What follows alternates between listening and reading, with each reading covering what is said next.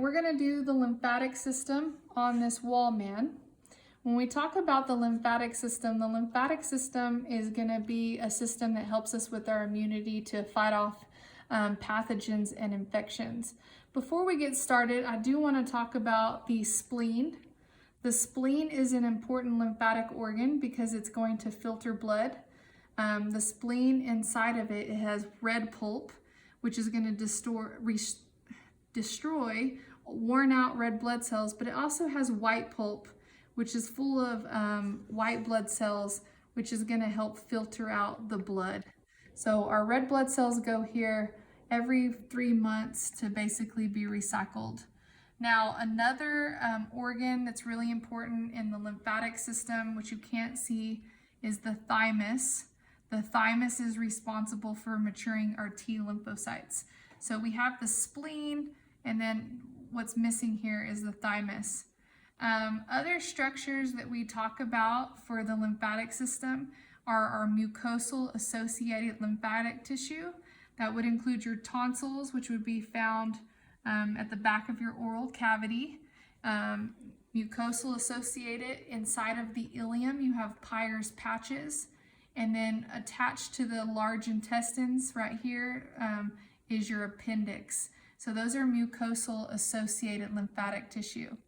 Now, when we talk about the spleen versus a lymph node, the job of the spleen is to filter out blood, where the job of the lymph node is to filter out lymph. So lymph is the fluid that travels in the lymphatic vessels. Now, your lymphatic vessels are very similar to the structure of veins. They do have valves inside of them to prevent backflow. So the entire lower half of your body, your abdomen, and the left side of your arm and your thoracic cavity and your left side of your face is going to drain into a duct called the thoracic duct, which is emptying into the left subclavian vein.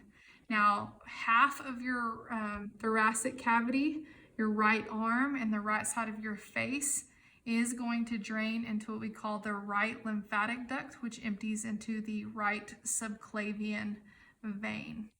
Now, lymph nodes are named according to where they are. So the lymph nodes in the groin are called inguinal lymph nodes.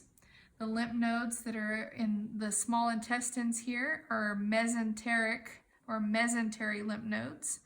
When we talk about the large swollen lymphatic tissue in the abdomen, that's called the cisterna chyli. This is the thoracic duct, which you can see going all the way up to the left subclavian vein. You do have your axillary lymph nodes. You have your cervical lymph nodes. And then you have your supratrochlear lymph nodes, which are by the ulna.